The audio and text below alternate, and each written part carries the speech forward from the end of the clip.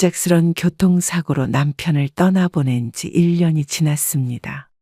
혼자 사는 게 쉽지 않아 매일 밤 눈물로 베개를 적시던 어느 날 아들과 며느리가 찾아왔어요. 어머니, 혼자 사시기 힘드시죠? 저희랑 같이 사시는 건 어떠세요? 그래도 너희 신혼집인데 괜찮겠니? 괜찮아요, 어머님. 집도 넓고 외롭게 계시는 것보다 함께 지내는 게 좋을 것 같아요. 며느리 은정이의 제안은 진심 어린 배려처럼 느껴졌죠. 저는 잠시 망설였지만 아들 현우의 진지한 눈빛에 결국 고개를 끄덕였습니다. 엄마, 걱정 마세요. 제가 잘 모실게요. 그래, 고맙다. 이사를 마치고 함께 지내는 첫 주는 행복했어요. 아침마다 아들 부부와 식사하고 낮에는 집 근처 공원을 산책하며 활기를 되찾았죠. 이런 생활이 계속되면 좋겠다고 생각했습니다. 어머님, 저희가 맞벌이라 집안일이 좀 버거워요. 가끔 도와주실 수 있으신가요? 당연하지. 내가 할 수 있는 건 뭐든지 돕고 싶어. 처음에는 간단한 집안일을 돕는 정도였어요. 설거지, 빨래, 가끔 저녁 준비하기. 아들 얼굴 보는 것만으로도 행복했기에 힘들다는 생각은 하지 않았습니다. 그런데 일주일 후 저녁 식사 자리에서 며느리가 꺼낸 말이 모든 것을 바꿔놓았어요. 어머님, 솔직히 말씀드릴게요. 저희가 월 300만 원을 드릴 테니 집안일을 맡아주시면 어떨까요? 식탁에 내려놓던 국그릇이 손에서 미끄러질 뻔했습니다. 아들은 눈을 피한 채 밥만 들여다보고 있었죠. 돈을 받고 집안일을 하라고? 부담스러우시면 다른 방법을 찾아볼게요. 하지만 어머님께도 용돈이 생기고 저희도 도움을 받고 서로 윈윈 아닐까요? 며느리의 말투는 비즈니스적이었어요. 그 순간 저는 가족이 아닌 거래 상대로 전락한 기분이 들었죠. 아들의 표정에서 미안함을 읽을 수 있었지만 말리는 기색은 보이지 않았습니다. 이것이 시작이었어요. 가족이라는 이름의 비극적인 시작. 며느리의 제안을 듣고 하룻밤을 뜬 눈으로 보냈어요. 머릿속은 복잡했지만 다음 날 아침 은정이가 계약서를 들고 제 방으로 찾아왔습니다. 어머님, 어제 말씀드린 건 어떻게 생각하세요? 은정아, 정말 우리 사이에 계약서가 필요할까? 어머님, 돈이 오가는 일은 명확하게 해두는 게 서로를 위한 거예요.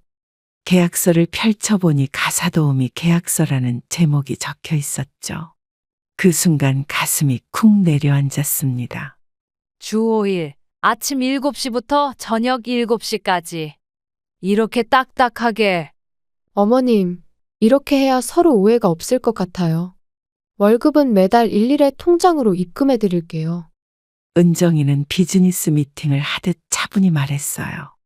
저는 손이 떨려 펜을 제대로 잡을 수가 없었습니다. 현우는 이 계약서를 봤니?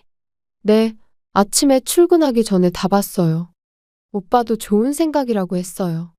아들의 동의까지 얻었다는 말에 더 이상 거절할 명분이 없었죠. 계약서의 조항들을 하나씩 읽어내려갔습니다. 식사 준비, 청소, 빨래. 고용주의 요청 시 추가 업무 수행이라는 건 무슨 뜻이야? 가끔 손님이 오거나 특별한 일이 있을 수 있잖아요. 너무 걱정 마세요. 이 조항이 나중에 얼마나 문제가 될지 그때는 몰랐어요. 떨리는 손으로 계약서에 서명했습니다. 서명하셨으니 내일부터 시작하는 걸로 할게요. 아, 그리고 이건 첫 달 월급이에요. 은정이는 봉투를 건네며 미소를 지었어요. 봉투 안에는 현금 300만 원이 들어 있었습니다. 이렇게 현금으로. 첫 달은 특별히요. 앞으로는 계좌로 보낼게요. 은정이가 나가고 방에 혼자 남자 봉투를 바라보았죠. 돈은 분명 많았지만 왠지 더럽게 느껴졌어요. 그런데 그 순간 현관문이 열리는 소리가 들렸습니다. 어머니, 저 왔어요. 계약서 잘 보셨어요? 현우가 제 방으로 들어왔고 저는 아들의 눈을 똑바로 쳐다보았어요. 현우야, 이게 정말 네 생각이니? 엄마, 은정이 말이 맞아요. 이게 서로에게 좋은 방법 같아요. 돈도 벌고 외롭지도 않고. 아들의 말에 더 이상 할 말이 없었습니다. 그날부터 저는 아들 집에 월급쟁이 어머니가 되었어요. 계약 다음 날부터 저희 새로운 일상이 시작됐어요. 아침 6시에 알람이 울렸고 서둘러 일어나 아침 식사 준비를 했습니다. 어머님, 오늘 아침은 프렌치 토스트 부탁드려요.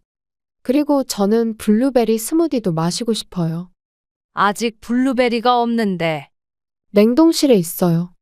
어제 장 봐놨어요. 오빠는 샐러드도 추가해 주세요.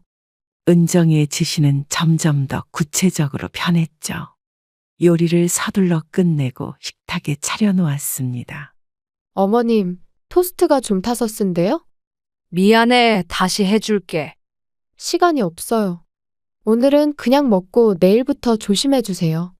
며느리의 말투에서 고용주의 느낌이 물씬 풍겼어요. 부부가 출근한 후 설거지를 하면서 창밖을 바라봤습니다. 내가 지금 뭐 하는 걸까? 오후에 친구와 통화하면서 속마음을 털어놓았습니다. 손녀뻘 되는 며느리에게 가정부 취급받는 현실이 창피하게 느껴졌어요. 그럼 그만두지. 왜 돈 받고 이래? 그래도 300만 원이면 적지 않잖아요. 게다가 내 아들인데. 통화를 마치고 빨래를 개면서 가슴이 무거웠습니다. 저녁이 다가오자 현관문이 열렸어요. 어머니, 오늘 저녁은 뭐예요? 소불고기 해놨어. 반찬도 4가지 준비했어. 아, 오늘은 회식이 있어서 저녁 안 먹어요. 오빠만 챙겨주세요. 사전에 말도 없이 갑자기 계획을 바꾸는 며느리의 태도에 당황스러웠지만 말을 삼켰어요.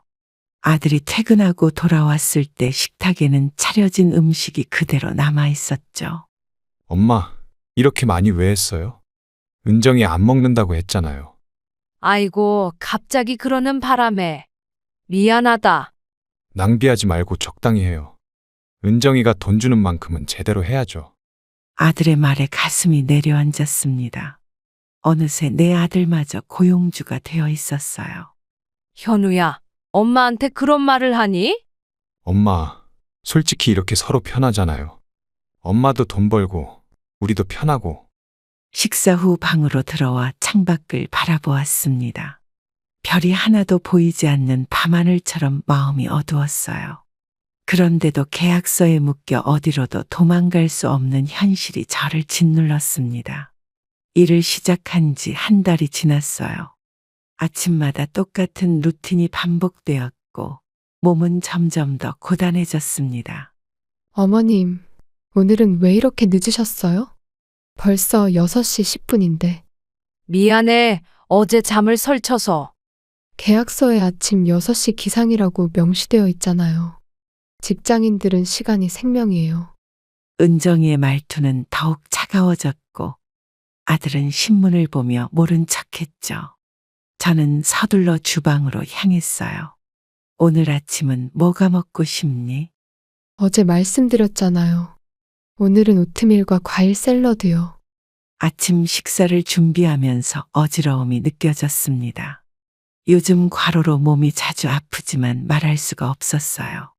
어머님, 이 셔츠 단추가 떨어졌네요. 오늘 꼭 고쳐주세요. 오늘은 조금 쉬어도 될까? 왜요? 어디 아프세요? 아니, 그냥 좀 피곤해서. 은정이는 한숨을 내쉬며 시계를 확인했어요. 신경질적인 표정이 역력했습니다. 오늘 중요한 손님이 오시는데 집이 완벽해야 해요. 청소랑 요리 부탁드립니다. 알았어, 내가 할게. 아들과 며느리가 출근한 후 저는 거실 소파에 잠시 앉아 숨을 골랐죠. 아픈 몸을 이끌고 청소를 시작했습니다. 여보세요, 어머님? 오늘 저녁 손님이 3분 더 오시게 됐어요. 요리 좀 더 많이 준비해 주세요. 갑자기? 재료가 부족할 텐데. 냉장고에 있는 걸로 하시고 모자라면 장 봐서 하세요. 영수증 챙겨 두시고요. 전화를 끊고 한숨이 나왔어요. 이제는 몸이 아픈 것보다 마음이 더 아팠습니다. 여보, 이런 날이 올 줄 알았어? 남편 사진을 보며 중얼거렸죠. 오후 내내 요리하고 청소한 후 저녁이 되었습니다. 와, 정말 대단해요. 이 모든 요리를 어머님이 하셨다고요? 손님들의 칭찬에 은정이는 환하게 웃었어요. 그런데 그 미소가 곧 사라졌죠. 어머님, 이 음식간이 너무 싱거워요. 미안해. 손님들 입맛을 몰라서. 다음부터는 더 신경 쓰세요. 300만 원 월급 받으시는데 이 정도는 해주셔야죠. 식탁에 있던 모든 사람들이 저를 쳐다봤습니다. 손님들 앞에서 월급쟁이로 낙인 찍히는 순간이었어요. 은정아, 그런 말은 좀 심하지 않냐? 괜찮아요. 우리 어머님은 이해하실 거예요. 그렇죠. 저는 고개를 숙인 채 주방으로 향했습니다. 손이 떨려 그릇을 떨어뜨릴 뻔했어요. 쪽팔림과 분노가 뒤섞인 감정이 목을 조였습니다. 일을 시작한 지 석 달째 되던 날, 은정이가 아침 식사 자리에서 갑자기 종이 한 장을 내밀었어요. 기분이 좋지 않은 표정이었습니다. 어머님, 이거 읽어보세요. 이게 뭐니? 업무 평가표예요. 지난 3개월 동안의 어머님 일 평가를 정리했어요. 종이를 받아들고 읽어내려갔습니다. 청소 상태 70점, 식사 준비 65점, 빨래 관리 80점. 마치 학생 성적표 같았죠. 이게 무슨 의미야? 점수가 생각보다 낮네요. 특히 식사 준비 부분이 아쉬워요. 요즘 오빠가 위장이 안 좋다고 했잖아요. 얼굴이 화끈거렸어요. 아들은 고개를 푹 숙인 채 밥만 먹고 있었습니다. 현우야, 니도 이런 생각이니? 엄마, 은정이 말이 틀리진 않아요. 최근에 엄마가 좀 피곤해 보이긴 했어요. 그럼 내가 쉬어야 된다는 뜻이지. 평가가 필요하다는 뜻은 아니잖아. 은정이는 차가운 눈빛으로 저를 바라봤어요. 고개를 살짝 기울인 채 말했죠. 어머님, 월급을 받으시니까 당연히 평가도 받으셔야죠. 회사도 직원들 평가하잖아요. 숟가락을 내려놓고 싶은 마음을 꾹 참았습니다. 손에 힘이 들어가니 손가락 마디가 하얗게 변했어요. 그래서 이 평가로 뭘 하려고? 다행히 첫 3개월이니까 적응 기간이라 생각하고 월급은 그대로 두겠어요. 하지만 앞으로 개선이 없으면 재논의해야 할 것 같아요. 아들과 며느리가 출근한 후 저는 그 평가표를 노려보았습니다. 불과 1년 전까지만 해도 가족이었는데 이제는 성과를 평가받는 직원이 되어버렸어요. 여보세요, 민정 씨. 시간 있어요? 오랜 친구에게 전화를 걸었습니다. 누군가에게 하소연하지 않으면 가슴이 터질 것 같았어요. 왜 그래? 무슨 일 있어? 나 아들한테 월급 받고 일하고 있는데 이제는 성적표까지 받았어. 뭐라고? 농담이지? 전화기 너머로 친구의 놀란 목소리가 들렸습니다. 평가표를 들여다보며 한숨만 나왔어요. 그만두지 그래? 그런 취급 받으면서까지? 어떻게 그만둬. 이 나이에 어디 가서 300만 원을 벌겠어. 통화를 마치고 평가표를 구겼지만 곧 다시 폈습니다. 이걸 버리면 월급에 영향이 갈지도 모르니까요. 며느리의 평가표는 저희 존재 가치를 돈으로 환산한 증거였죠. 평가표를 받은 후 일주일이 흘렀습니다. 아침 식사 자리에 둘러앉았지만 공기는 여전히 무거웠어요. 저는 최선을 다해 은정이의 입맛에 맞는 아침을 준비했죠. 어머님, 오늘 오빠 생일이잖아요. 저녁에 친구들 몇 명 초대했어요. 정말 내가 케이크라도 준비할 걸. 케이크는 제가 주문했고요. 저녁 요리는 어머님이 준비해 주세요. 은정이는 냉장고 문을 열고 메모를 가리켰습니다. 그곳에는 장황한 요리 목록이 적혀 있었어요. 이걸 다 오늘 안에 준비하라고? 네, 친구들이 8명 와요. 한식으로 푸짐하게 차려주세요. 특히 갈비찜은 오빠가 좋아하니까 꼭 부탁드려요. 아들은 신문을 보다가 고개를 들었어요. 무표정한 얼굴로 은정이의 말에 맞장구 쳤죠. 엄마, 갈비찜 잘하시잖아요. 친구들에게 자랑하고 싶어요. 그래. 알았어. 두 사람이 출근한 후 저는 장을 보러 나섰습니다. 고급 식재료를 담으며 카드를 긁었어요. 나중에 영수증을 제출하면 돈을 돌려받겠지만 마음은 무거웠습니다. 아들 생일인데 이렇게 타인 같은 느낌이 들다니. 집에 돌아와 요리를 시작했어요. 손이 부르터도 쉴 수 없었죠. 며느리의 리스트대로 음식을 하나씩 완성해 나갔습니다. 어머님, 도착했어요. 음식 다 됐나요? 응, 방금 마무리했어. 은정이는 테이블을 살펴보며 만족스러운 듯 고개를 끄덕였어요. 하지만 곧 미간을 찌푸렸죠. 어머님, 왜 이렇게 장식이 없죠? 생일 파티인데. 미안해. 요리하느라 정신이 없어서. 왠지 성의가 없어 보이네요. 그래도 월급은 꼬박꼬박 받으시면서. 벌써 손님들이 도착하기 시작했고 저는 부엌에 머물렀습니다. 창밖으로 보이는 달빛만이 저희 위로가 되었어요. 와, 이 갈비찜 정말 맛있네요. 직접 하신 거예요? 손님의 목소리가 들렸고 은정이의 대답이 이어졌습니다. 네, 음식은 제가 좀 자신 있어요. 오늘은 특별히 공들였죠. 식탁에서 터져나오는 웃음소리를 들으며 저는 설거지를 했어요. 제가 모든 요리를 했지만 칭찬은 며느리의 몫이었죠. 엄마, 잠깐만요. 파티가 끝나고 손님들이 모두 돌아간 후 아들이 부엌으로 찾아왔습니다. 오늘 정말 수고 많으셨어요. 갈비찜이 진짜 맛있었어요. 그래? 다행이다. 생일 축하해, 아들. 근데 엄마, 은정이가 손님들 앞에서 자기가 했다고 한 건 그냥 넘어가 주세요. 체면 때문에 그랬을 거예요. 아들의 말에 가슴이 찔렸습니다. 자식을 위해 일하는 것조차도 숨겨야 할 일이 되어버렸다니요. 괜찮아. 어차피 난 월급 받는 사람이니까. 엄마, 역시 최고예요. 아들은 어색하게 웃으며 방으로 돌아갔어요. 부엌에 혼자 남은 저는 창밖을 바라보았습니다. 고단한 하루였지만 내일도 똑같은 일상이 반복될 거라는 생각에 한숨만 나왔어요. 아침 식사 준비 중 갑자기 그릇을 떨어뜨렸어요. 바닥에 깨진 그릇 조각이 사방으로 흩어졌습니다. 허리를 굽혀 치우려는데 현기증이 일면서 균형을 잃었고 손바닥이 깨진 조각 위로 내리꽂혔어요. 아이고, 어머님, 무슨 소리예요? 은정이가 부엌으로 달려왔습니다. 제 손에서 피가 흐르는 것을 보고 표정이 굳었어요. 이게 무슨 짓이에요? 오늘 중요한 손님 오시는 날인데. 미안해.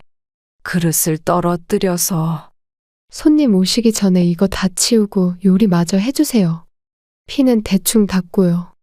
제 손에서 흐르는 피보다 바닥에 흩어진 그릇 조각이 더 중요한 듯했죠. 현우도 부엌으로 들어왔습니다. 무슨 일이에요? 엄마, 손이 다쳤네. 괜찮아. 살짝 긁힌 것뿐이야.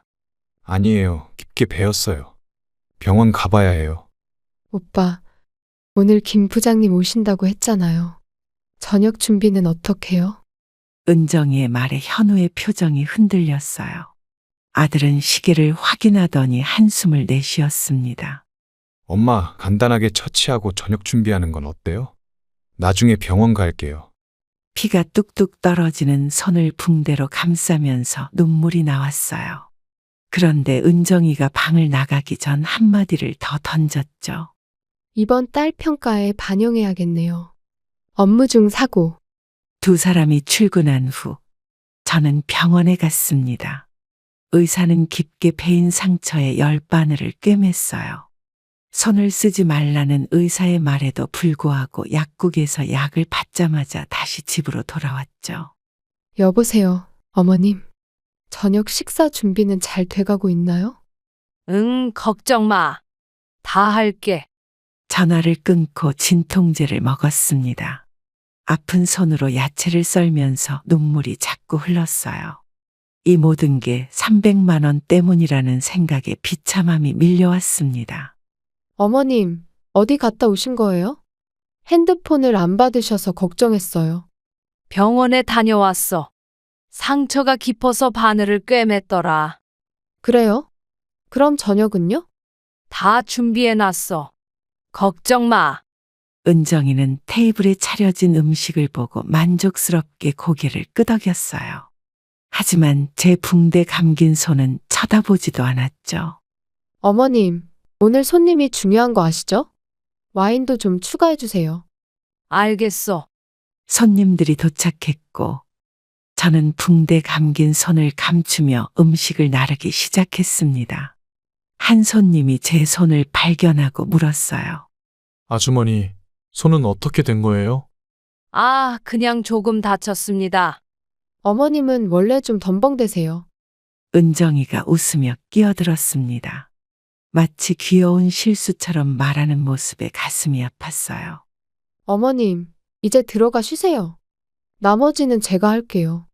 드디어 배려하는 말을 듣고 안도했지만 은정이가 귓속말로 덧붙였죠. 손님들 앞에서 붕대 감은 손 보이면 안 좋잖아요. 방으로 돌아와 침대에 누웠습니다. 손의 통증보다 마음의 상처가 더 아팠어요. 아들을 키울 때는 몸이 아파도 참고 일했지만 그때는 사랑이 있었죠. 지금은 그저 돈을 위해 참는 것뿐이었습니다. 일을 시작한 지 6개월이 지난 어느 날 아침, 은정이가 특별히 밝은 표정으로 식탁에 앉았어요. 무언가 기분 좋은 일이 있는 듯 했습니다. 어머님, 좋은 소식이 있어요. 뭔데? 무슨 일이야? 제가 임신했어요. 어제 병원에서 확인받았어요. 젓가락을 들던 손이 멈췄습니다. 손자 또는 손녀를 갖게 된다는 기쁨과 동시에 앞으로 더 힘들어질 일상이 머릿속을 스쳐 지나갔어요. 정말 축하한다. 현우야, 좋겠구나. 네, 저도 아직 실감이 안 나요. 아빠가 된다니. 아들의 얼굴에 행복한 미소가 번졌어요. 그 순간만큼은 모든 갈등이 잊혀지는 듯했죠. 가족의 온기가 느껴졌습니다. 어머님, 이제 제가 조심해야 해서 집안일을 더 도와주셔야 할 것 같아요. 은정이의 말에 현실로 돌아왔어요. 기쁨도 잠시 곧 업무량이 늘어날 거라는 예감이 들었죠. 당연하지. 걱정하지 마. 태교에 집중하렴.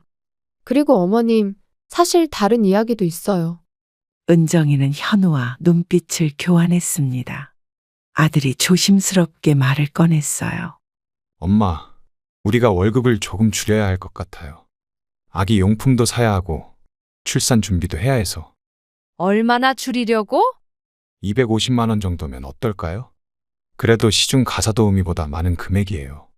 순간 숨이 멎는 느낌이었습니다. 일은 더 많아질 텐데 오히려 월급은 줄어든다니요. 하지만 곧 태어날 손주를 생각하니 거절할 수 없었어요. 알았어. 그럼 그렇게 하자. 고마워요, 어머님. 저희가 아기 용품 쇼핑할 때 어머님도 같이 가실래요? 은정이의 갑작스러운 친근함에 당황스러웠습니다. 그동안 업무 지시만 내리던 목소리가 달라져 있었어요.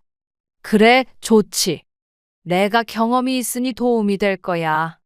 그날 저녁 처음으로 셋이서 함께 TV를 보며 시간을 보냈어요. 은정이는 임신 책을 읽으며 가끔 질문을 던졌죠. 어머님, 현우 임신했을 때도 입덧이 심했어요? 응, 3개월 내내 고생했어.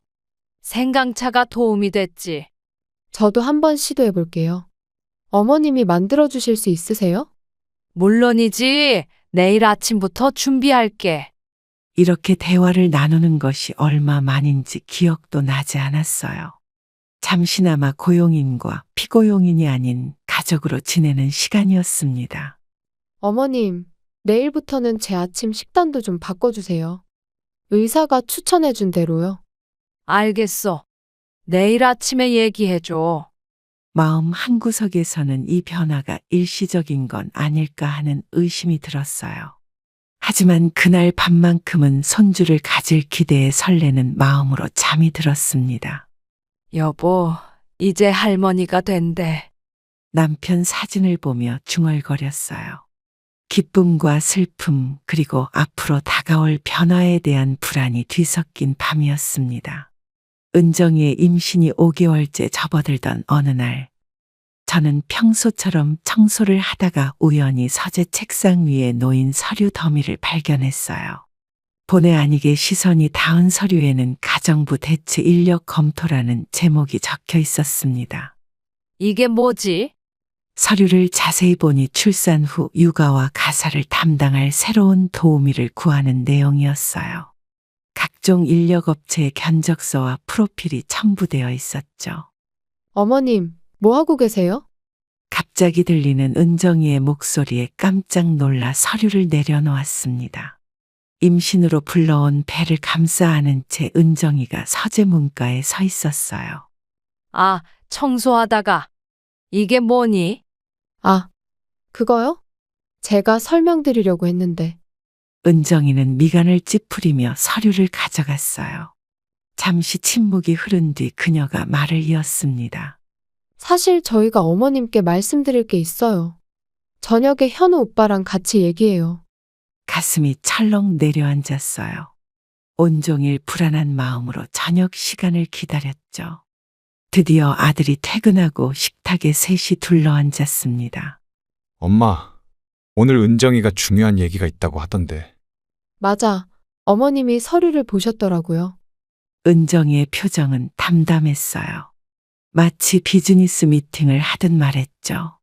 저희가 출산 후에 대해 계획 중인데. 어머님께서는 아무래도 연세가 있으시니 육아까지 맡기긴 부담스러울 것 같아요. 그래서? 출산 후에는 전문 육아 도우미를 고용하려고 해요. 어머님은 가사만 담당하시면 돼요. 아들은 고개를 끄덕이며 은정이의 말에 동의했어요. 그러더니 더 충격적인 말을 덧붙였습니다. 그리고 엄마, 월급도 조정이 필요할 것 같아요. 육아 도우미 비용도 부담해야 해서. 얼마로 줄이려고? 150만 원 정도면 어떨까요? 숨이 막혔어요. 300만 원에서 250만 원, 그리고 이제 150만 원이라니. 일은 그대로인데 월급만 반으로 줄어든다는 말이었죠. 갑자기 반으로 줄이는 건 너무한 거 아니니? 어머님, 저희도 경제적으로 부담이 큰 상황이에요. 아기가 태어나면 지출이 많아질 텐데. 은정이의 말에 아들은 내내 고개를 끄덕이기만 했습니다. 이미 두 사람의 합의가 끝난 상태라는 걸 눈치챘어요. 그래, 알았어.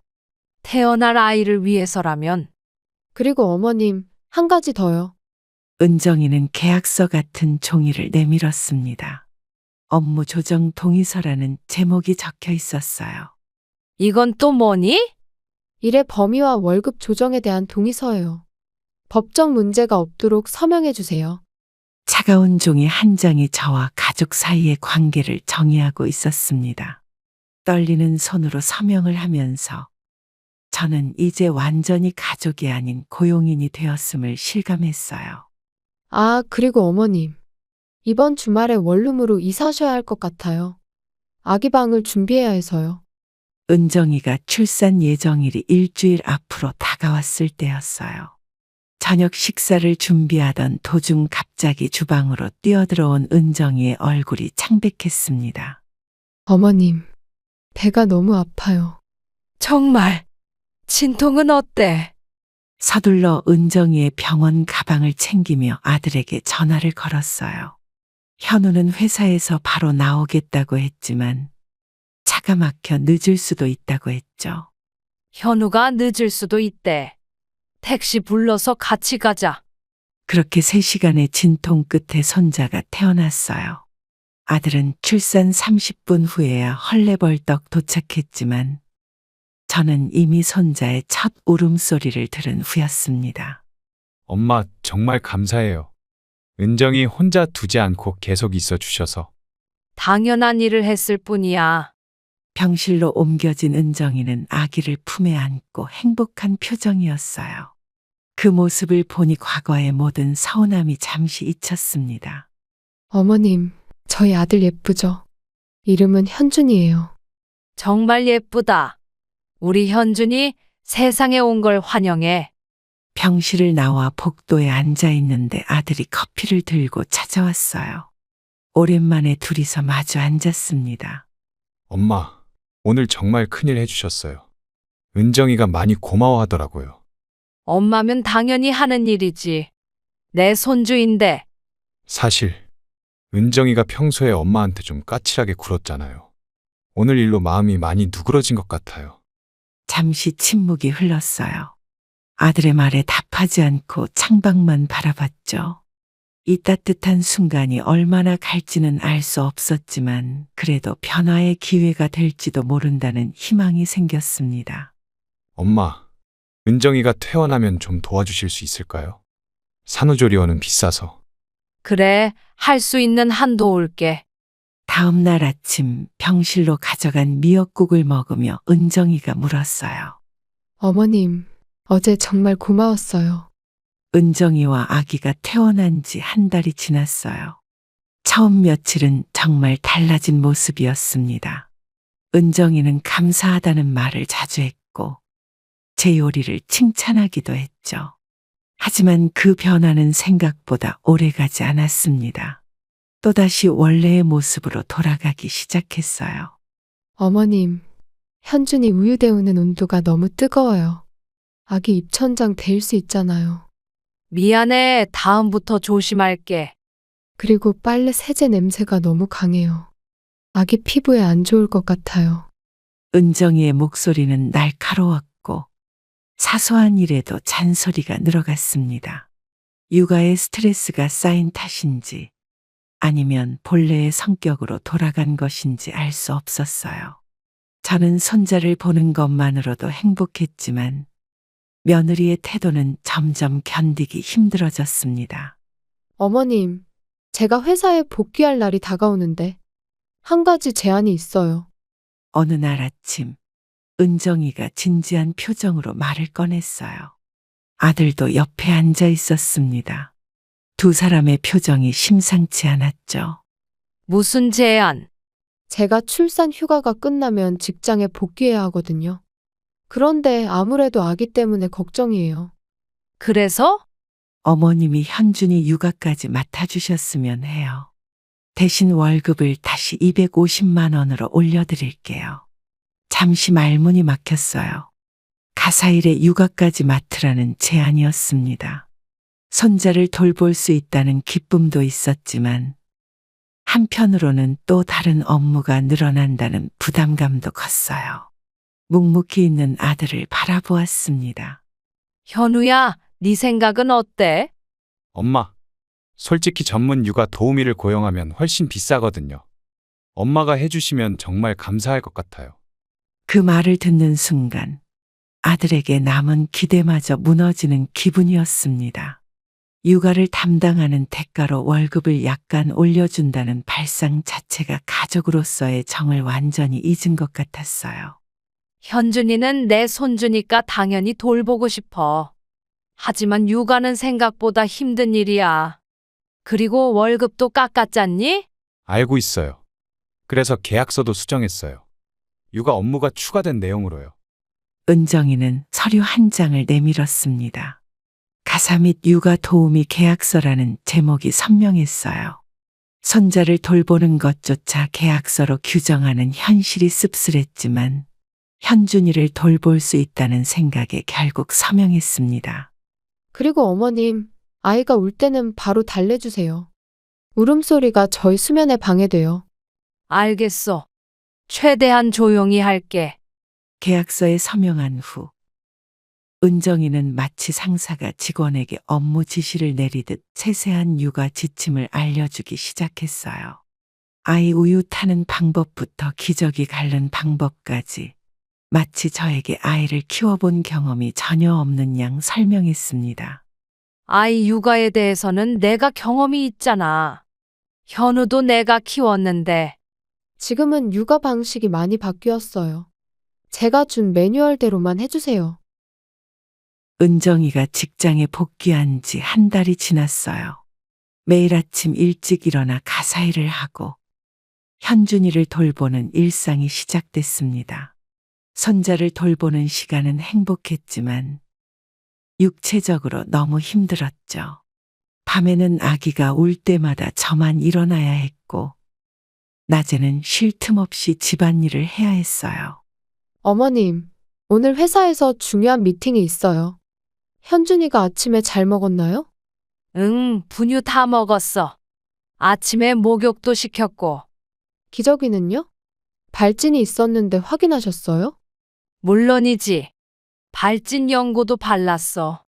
은정이는 제 말을 듣는 둥 마는 둥 현준이에게 다가가 직접 확인했습니다. 마치 제 말을 신뢰하지 않는 듯한 행동이 마음을 상하게 했어요. 하지만 아기를 안고 있으면 그런 서운함도 잠시 잊을 수 있었죠. 저희 오늘 늦을 거예요. 회식이 있어서요. 현준이 재워주세요. 알았어. 조심히 다녀와. 부부가 출근한 후 저는 현준이와 하루를 보냈습니다. 아기 옷을 빨고 장난감을 소독하고 이유식을 준비하며 바쁘게 지냈어요. 오후에는 현준이가 열이 나기 시작했습니다. 여보세요, 은정아. 현준이가 열이 좀 있어서. 어머님, 지금 회의 중이에요. 해열제 줘보세요. 냉장고 두 번째 칸에 있어요. 이미 줬는데 열이 38.5도까지 올라갔어. 병원에 가봐야 할 것 같아. 그냥 좀 지켜보세요. 제가 지금 나갈 수가 없어요. 전화를 끊고 불안한 마음으로 아기의 열을 재보았어요. 38.7도까지 올라 있었죠. 더 이상 기다릴 수 없어 혼자 택시를 불러 병원으로 향했습니다. 아이가 장염 증세가 있네요. 입원이 필요할 것 같습니다. 의사의 말에 가슴이 철렁 내려앉았어요. 다시 은정이에게 전화했지만 받지 않았습니다.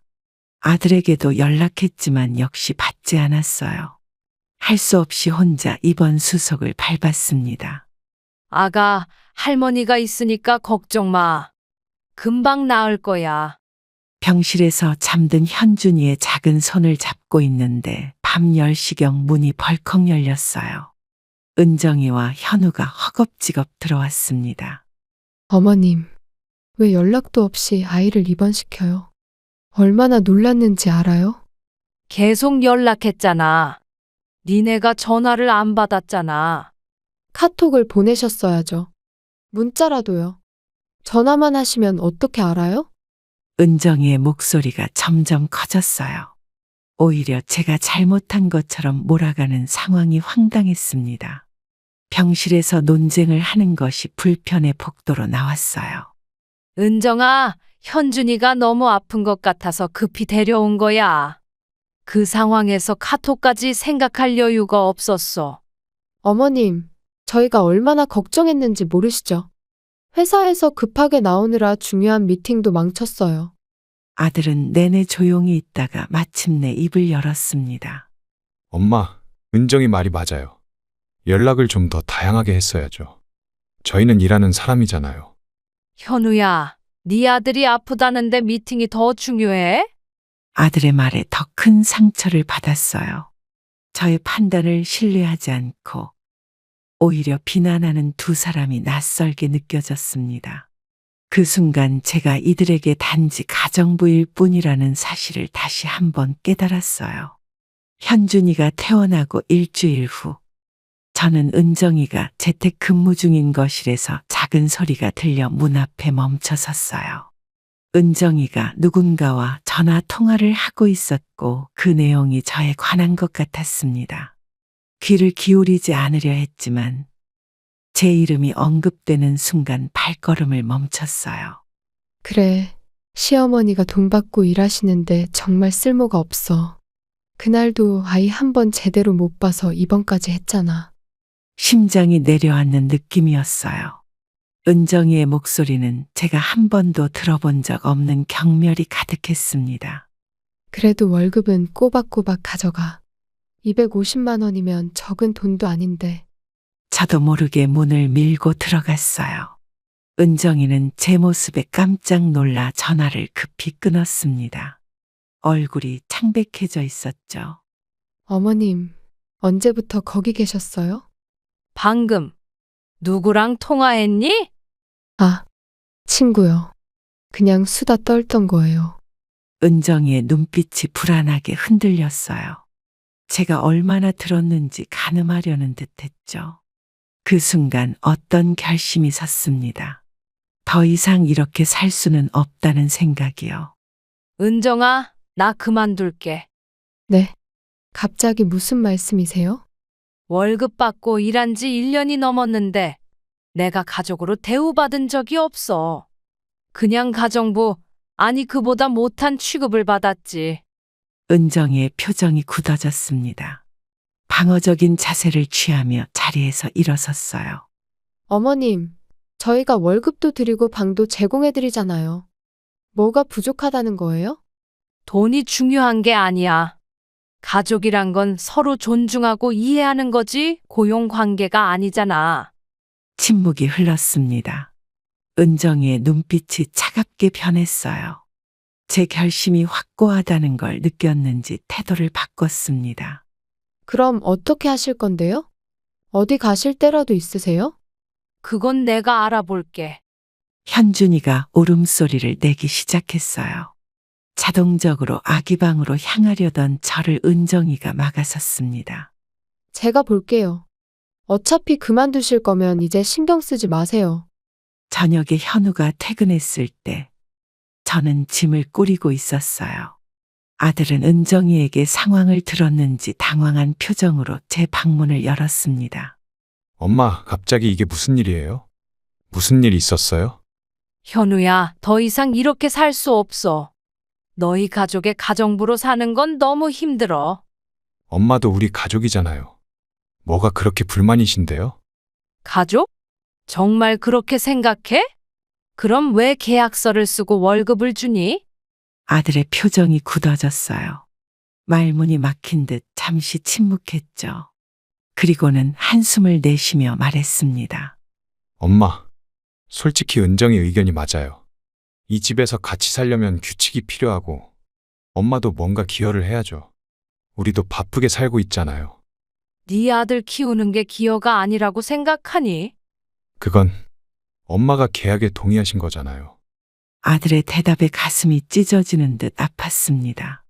제 아들이 저를 가족이 아닌 고용인으로 볼 때 더 이상 머물 이유가 없다는 확신이 들었어요.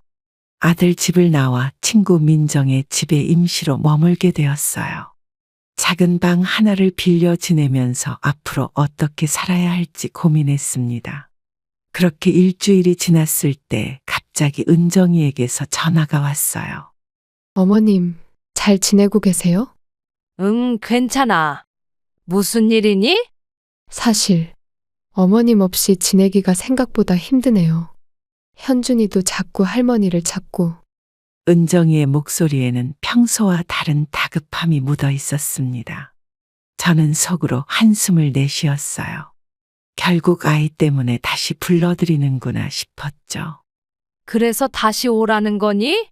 네, 다시 와주시면 안 될까요? 월급은 350만 원으로 올려드릴게요. 그 순간 분노가 치밀어 올랐습니다. 여전히 저를 돈으로 살 수 있는 사람으로 여기는 태도가 견딜 수 없었어요. 은정아, 난 정말 돈 때문에 그만둔 게 아니야. 돈이 얼마든 다시는 그런 식으로 일하고 싶지 않아. 그럼 뭐가 문제인데요? 저희가 뭐 어머님을 학대라도 했나요? 은정이의 목소리가 점점 날카로워졌습니다. 저는 평정심을 유지하려 노력하면서 차분히 대답했어요. 학대는 아니었지만 가족으로 대해주지 않았잖아. 내 손주를 돌보는 것조차 계약서로 규정하고. 어머님, 현준이가 울고 있어요. 제발 돌아오세요. 저희가 잘못했어요. 통화 너머로 아기 울음소리가 들렸습니다. 순간 마음이 흔들렸어요. 그리웠던 손자의 얼굴이 떠올랐죠. 하지만 다시 그 집으로 돌아간다면 똑같은 일이 반복될 거란 확신이 들었습니다. 미안해, 은정아. 이제 각자의 길을 가는 게 맞을 것 같아.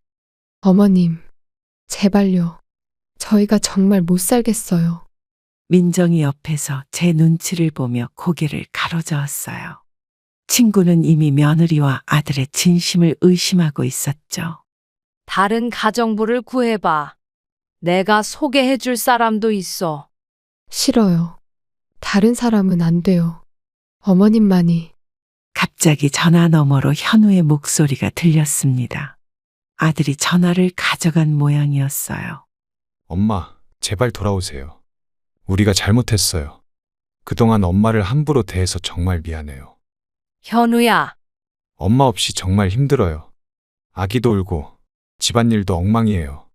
엄마가 얼마나 중요한 존재였는지 이제야 알았어요.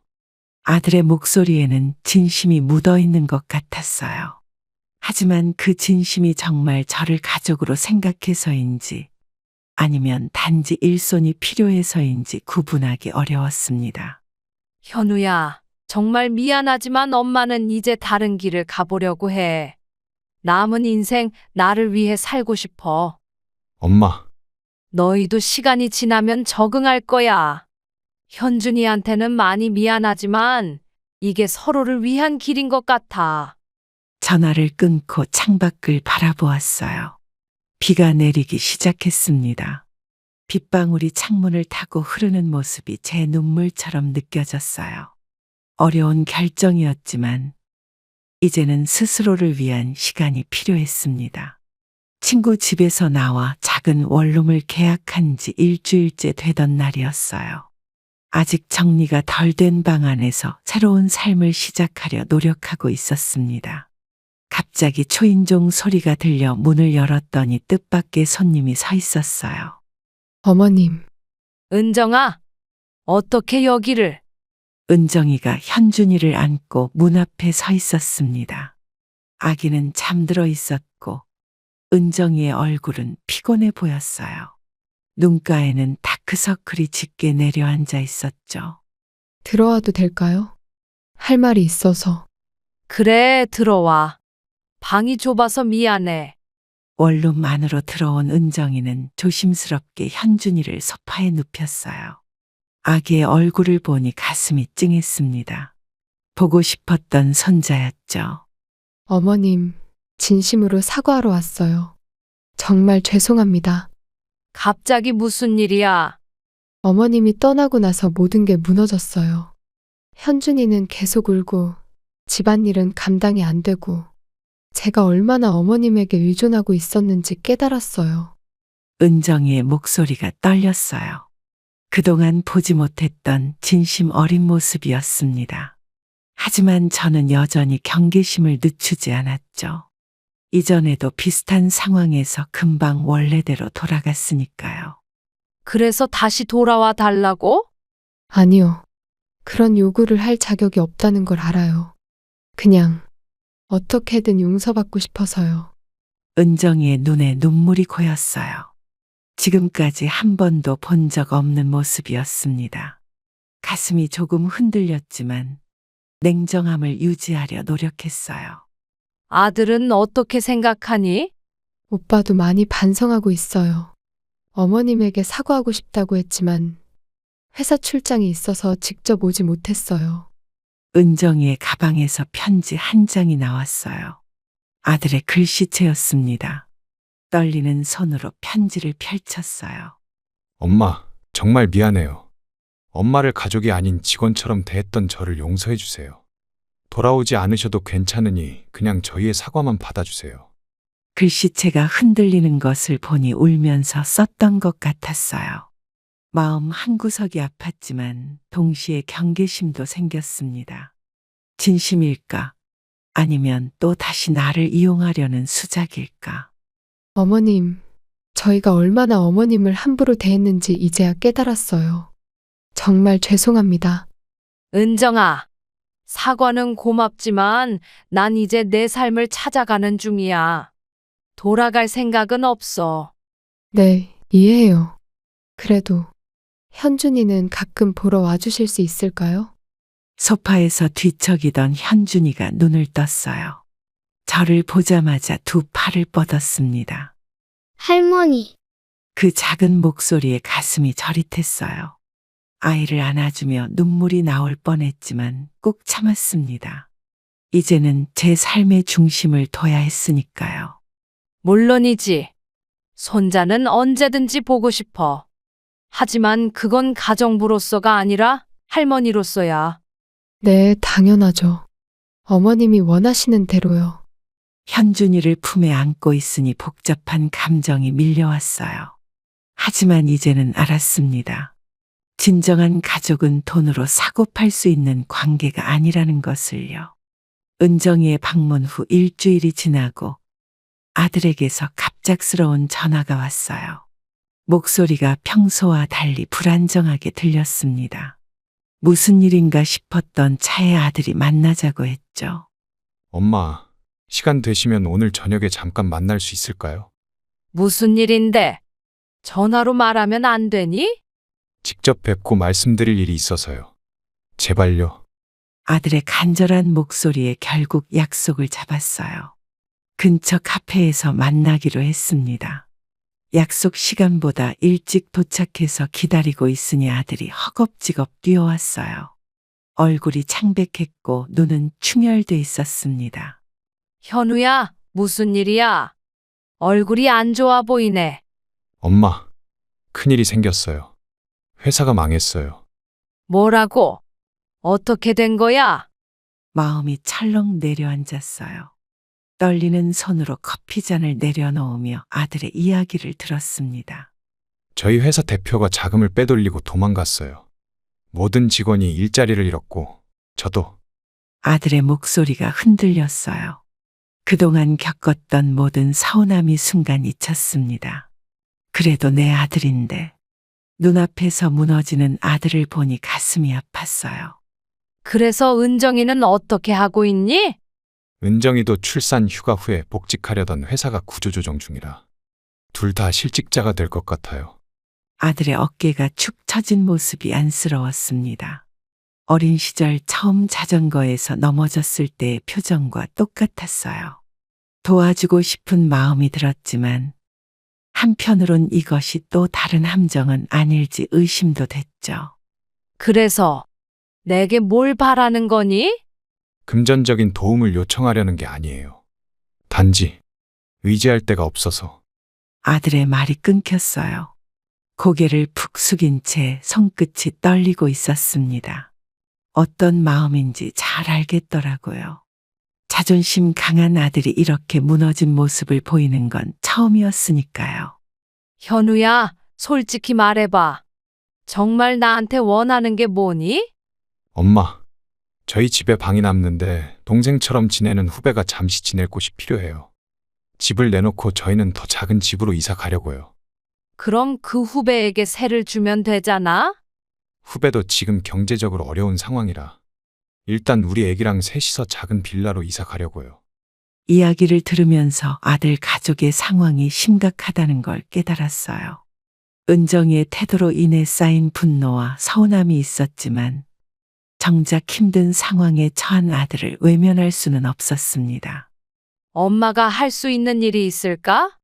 그냥 가끔 현준이 봐주실 수 있으면 좋겠어요. 저희가 일자리 찾는 동안. 아들의 말에 고개를 끄덕였어요. 아직도 마음 한구석에는 경계심이 있었지만 손자를 돌보는 것만큼은 기꺼이 해주고 싶었습니다. 아들 가족이 빌라로 이사한 지 한 달이 지난 어느 날 은정이에게서 전화가 왔어요. 평소와 달리 다급한 목소리였습니다. 그날 저는 작은 공방에서 도자기 수업을 받고 있었는데 전화를 받자마자 불안한 예감이 들었죠. 어머님, 정말 죄송한데 급한 일이 생겼어요. 무슨 일인데? 현준이 괜찮니? 현준이는 괜찮아요. 그런데 저희 집에 물이 새고 있어요. 관리실에서 수리한다고 하는데 집을 비울 수가 없어서요. 은정이의 목소리에는 진심 어린 미안함이 묻어났어요. 요즘 아르바이트를 시작했다고 들었는데 그날이 첫 출근이라 빠질 수 없다고 했죠. 그래, 내가 가볼게.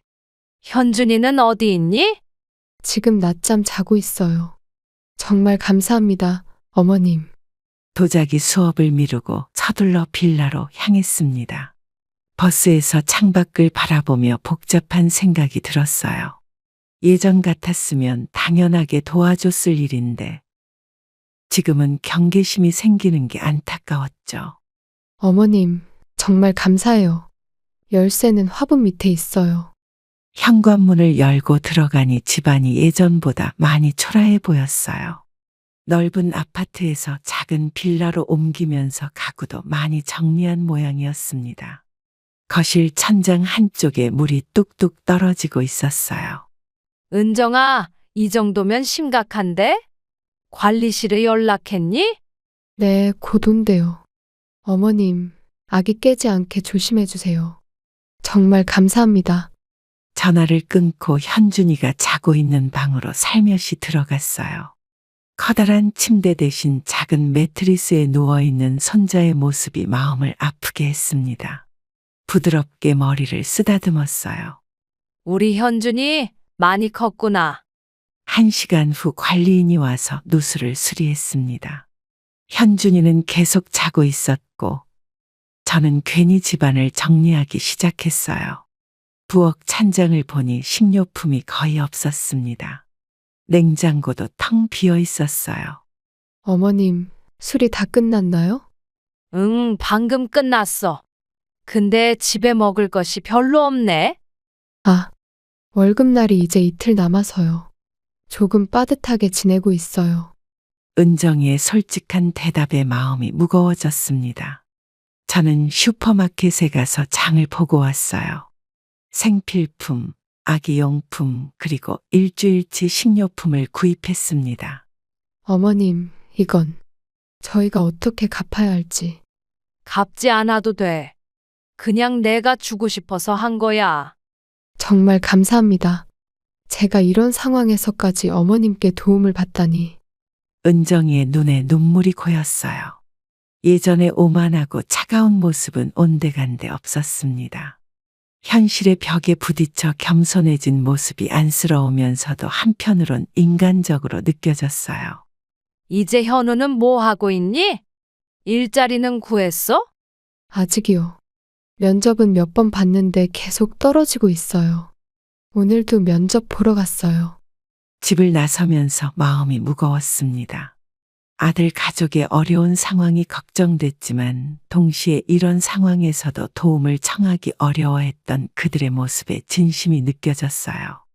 처음으로 돈이 아닌 진짜 가족의 모습을 본 것 같았습니다. 아들 가족을 도운 지 보름쯤 지났을 때 아침 일찍 현관 초인종 소리에 잠에서 깼어요. 시계를 보니 아직 7시도 되지 않은 시간이었습니다. 황급히 문을 열었더니 현우가 울고 있는 현준이를 안고 서 있었어요. 현우야, 이 시간에 무슨 일이야? 엄마, 정말 미안한데 도와주실 수 있을까요? 은정이가 갑자기 입원했어요. 뭐라고? 무슨 일이 있었어? 어제부터 복통을 호소했는데 새벽에 상태가 악화돼서 응급실로 갔어요. 맹장염 의심되어 수술 준비 중이래요. 현우의 얼굴은 창백했고 현준이는 계속 울고 있었어요. 아들이 이렇게 다급하게 찾아온 건 처음이었죠. 아무 생각 없이 현준이를 받아들었습니다. 걱정하지 마. 내가 현준이 볼게. 니는 얼른 병원에 가봐.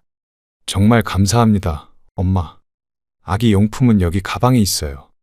현우가 급히 병원으로 돌아간 후 현준이와 둘이 남겨졌어요. 울고 있는 아이를 달래면서 미지근한 우유를 만들어 주었습니다.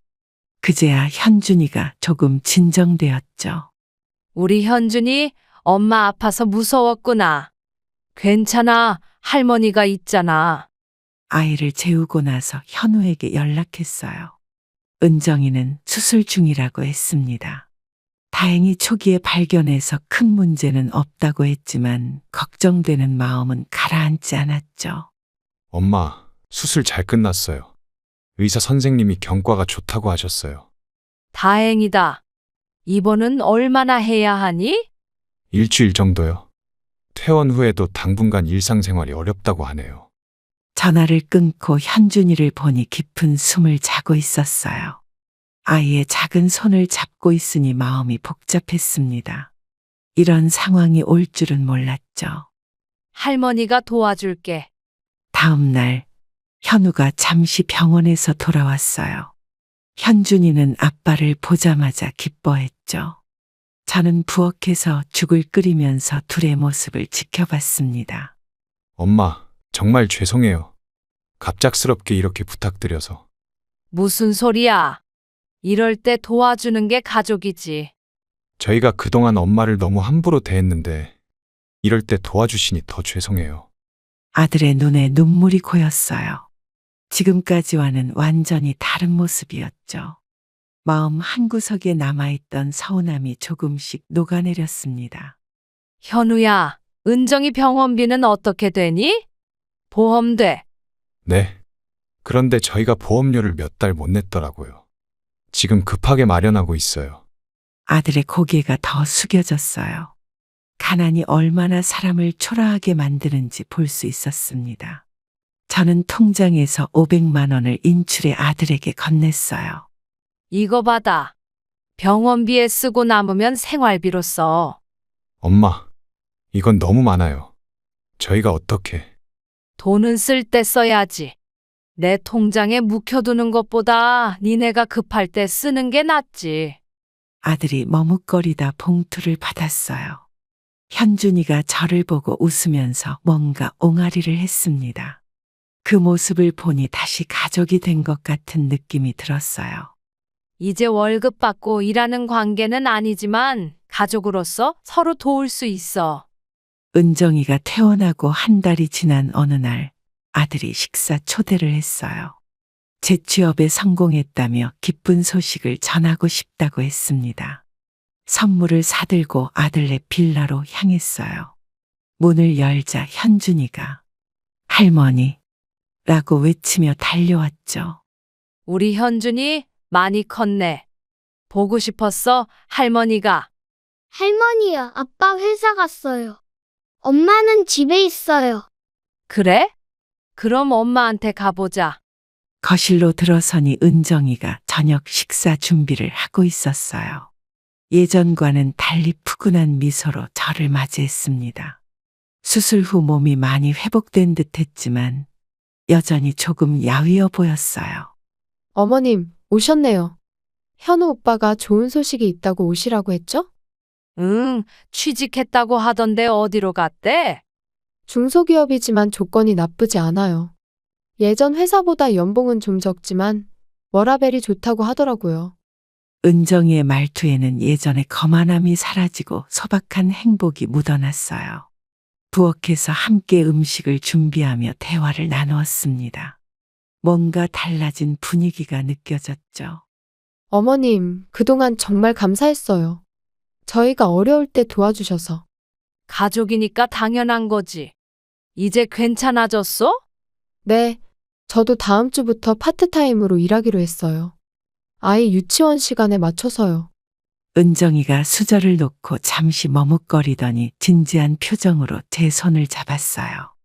그녀의 눈에는 진심이 담겨 있었습니다. 어머님, 정말 죄송합니다. 예전에 어머님을 가정부처럼 대했던 것 용서해 주실 수 있을까요? 갑작스러운 사과에 당황스러웠지만 은정이의 눈빛에서 진심을 느낄 수 있었어요. 과거의 쓰라린 기억들이 스쳐 지나갔지만 마음속 응어리가 조금씩 풀리는 느낌이었습니다. 다 지난 일이야. 우리 모두 실수를 했고 그 과정에서 배운 거지. 어머님, 제가 왜 그렇게 오만했는지 이제야 이해해요. 어릴 때부터 부모님이 저를 성공한 사람으로만 키우셔서 돈과 지위가 전부인 줄 알았어요. 은정이의 고백을 들으며 그녀의 행동을 조금 이해할 수 있게 되었어요. 인생의 쓴맛을 알고 나서야 진짜 중요한 것이 무엇인지 깨닫게 된 것 같았습니다.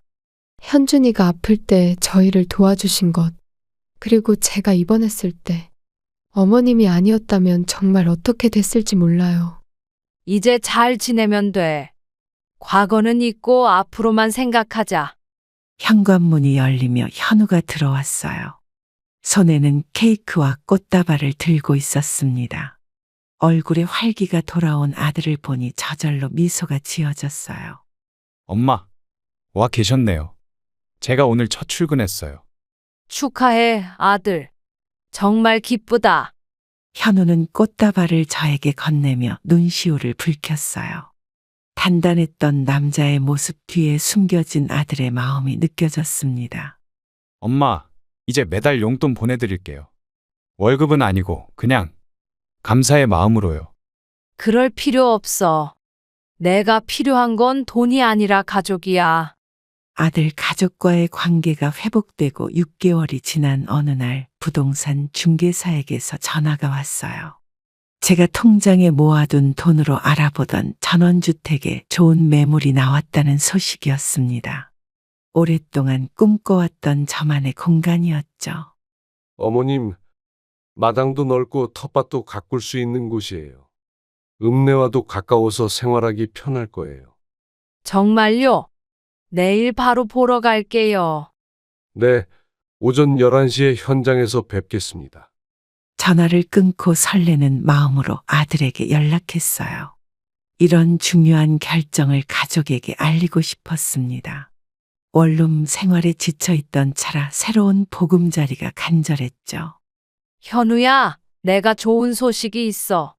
내일 전원주택 보러 갈 건데 같이 가볼래? 전원주택이요? 엄마가 이사 가시려고요? 응, 마당 있는 집에서 텃밭도 가꾸고 싶어서. 나이 들수록 조용한 곳이 좋더라고. 아들은 잠시 침묵했어요. 무슨 생각을 하는지 궁금했지만 곧 대답이 돌아왔습니다. 제가 내일 아침에 모시러 갈게요. 같이 가요. 다음 날 아들이 현준이와 함께 저를 데리러 왔어요. 은정이는 일 때문에 못 온다고 했습니다. 세 사람이 함께 차를 타고 교회로 향했어요. 할머니 집 봐요. 응, 할머니가 이제 새 집에서 살려고. 아이와 이야기하면서 창밖을 바라보니 도시를 벗어나 푸른 풍경이 펼쳐졌어요. 마음이 한결 가벼워지는 느낌이었습니다. 1시간 후 드디어 매물에 도착했죠. 와, 생각보다 좋네요. 엄마, 마음에 드세요?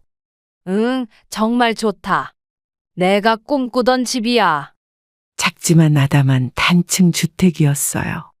마당은 넓었고 텃밭으로 쓸 수 있는 공간도 충분했습니다.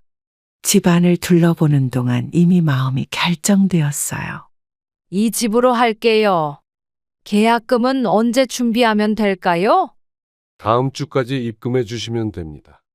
계약서는 지금 작성할까요? 부동산 중개사와 이야기를 마치고 나오는데 아들의 표정이 심각해 보였어요. 무슨 생각을 하는지 물어보려는 찰나 아들이 먼저 말을 꺼냈습니다. 엄마, 솔직히 말하면 저희랑 같이 사시는 건 어떨까요?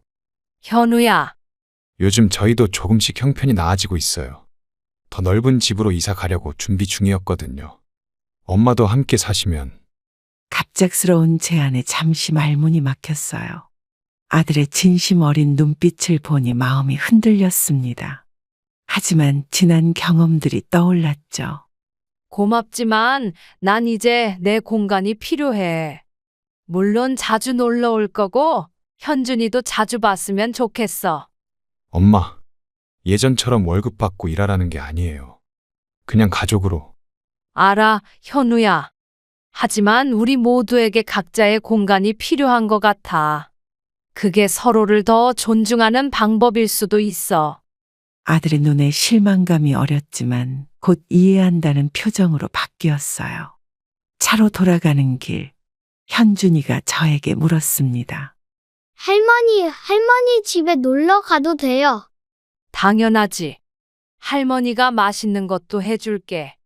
전원주택으로 이사한 지 3개월이 지난 어느 토요일 아침이었어요. 커튼 사이로 비치는 햇살에 눈을 떴습니다. 창밖으로 텃밭에 심은 채소들이 바람에 살랑거리는 모습이 보였죠. 여보, 오늘도 좋은 날이네. 남편 사진을 향해 중얼거렸어요. 아침 일과를 시작하려는데 전화벨이 울렸습니다. 은정이었어요. 어머님, 안녕하세요? 잘 지내고 계세요? 응, 잘 지내. 너희는 어때? 저희 괜찮아요. 근데 어머님, 오늘 시간 되세요? 좋은 소식이 있어서요. 무슨 일인데? 직접 말씀드리고 싶어요. 저희가 점심쯤 찾아가도 될까요? 전화를 끊고 집안 청소를 시작했어요. 가족이 온다는 생각에 마음이 들떴습니다. 텃밭에서 상추와 쪽파를 따고 냉장고에 있던 고기를 꺼내 불고기 양념을 했죠. 직접 기른 채소로 맞이하는 첫 식사가 될 테니까요. 할머니, 현관문을 열자마자 현준이가 달려와 안겼어요. 이제 말도 제법 하고 걸음걸이도 더 안정적이 되었죠. 아이를 안으니 행복감이 밀려왔습니다. 우리 현준이 많이 컸네. 보고 싶었어. 할머니 보고 싶었어요. 밭에서 뭐해요? 할머니가 채소 키우고 있어. 나중에 같이 보러 갈까? 아들과 은정이도 들어왔어요. 두 사람의 표정이 어쩐지 설레 보였습니다. 무슨 좋은 일이 있나 싶었죠. 와, 엄마 집이 정말 아늑해졌네요. 텃밭도 잘 가꾸고 계시고. 응, 매일 조금씩 가꾸다 보니 이렇게 됐어. 들어와서 앉아. 거실에 다 함께 앉았어요. 손주는 제 무릎에 앉아 장난감을 가지고 놀았고 아들과 은정이는 서로를 바라보았습니다. 뭔가 심각한 이야기가 있는 듯 했습니다. 거실에 앉아 차를 마시는데 갑자기 아들이 입을 열었어요. 엄마, 사실 저희가 좀 급한 일이 생겼어요. 은정이가 창업을 준비 중인데. 창업? 무슨 사업인데? 온라인 쇼핑몰이요. 그런데 초기 자금이 좀 많이 필요해서. 은정이가 아들의 말을 이어받았습니다. 그녀의 눈빛이 예전의 그 모습으로 돌아간 것 같아 불안했어요. 어머님, 저희가 알아보니 어머님 앞으로 남편분의 보험금이랑 재산이 좀 있다고 하던데 일부만 투자해 주시면 나중에 이자까지 곱절로 돌려드릴게요. 순간 귀를 의심했어요. 변했다고 생각했던 그들이 또다시 내 재산을 노리고 있다니 믿기지 않았습니다. 가슴이 덜컥 내려앉았어요. 너희들, 아직도 그런 생각을 하고 있었던 거니? 엄마, 저희가 정말 절실해요. 이 기회를 놓치면 앞으로도 계속 어렵게 살 것 같아서. 보험금은 내 노후를 위한 거야. 그동안 너희 도와준 게 얼마나 많은데. 은정이의 표정이 굳어졌어요. 아들은 계속 설득하려 했지만 저는 더 이상 참을 수 없었습니다. 어머님, 그래도 가족인데 서로 돕는 게 당연하지 않나요? 저희가 성공하면 더 많이 드릴게요. 그만해. 이제 너희 진짜 모습이 보이는구나. 결국 내 돈이 목적이었어? 분노와 배신감이 치밀어 올랐어요. 아이들이 텃밭에서 놀고 있어 소리를 낮췄지만 단호하게 말했습니다. 지금 당장 이 집에서 나가. 내 눈앞에서 사라져. 엄마, 진정하세요. 저희가 잘못했어요. 그냥 한번 여쭤본 거예요. 더 이상 말하지 마. 아이들 데리고 나가. 지금 당장. 아들과 은정이는 당황한 표정이었어요. 이런 반응을 예상하지 못했던 모양이었죠. 현준이와 서준이를 데리고 나가면서도 계속 변명을 늘어놓았습니다. 엄마, 오해하지 마세요. 저희가 정말 급해서. 더 이상 연락하지 마. 이제 끝이야. 문을 닫고 창문으로 그들이 떠나는 모습을 지켜봤어요. 손주들의 뒷모습이 안타까웠지만 이번엔 정말 단호해야 했습니다. 아들은 차에 타기 전까지도 계속 뒤돌아보며 무슨 말을 하려 했지만 더 이상 들을 생각이 없었어요. 거실에 혼자 앉아 깊은 한숨을 내쉬었습니다. 변했다고 생각했던 그들이 결국은 또 내 재산을 노리고 있었다니. 그동안의 모든 행동이 연기였나 싶어 마음이 무너졌어요. 하지만 이젠 더 이상 속지 않기로 했습니다. 이제 정말 끝이다. 더 이상 연락하지 않을 거야. 전화기를 꺼내 아들의 번호를 차단했어요. 아픈 결정이었지만 내 남은 인생을 위해 꼭 필요한 일이었습니다. 창밖으로 보이는 텃밭에 시선을 두며 다짐했어요. 앞으로는 나를 위한 삶을 살아가리라고.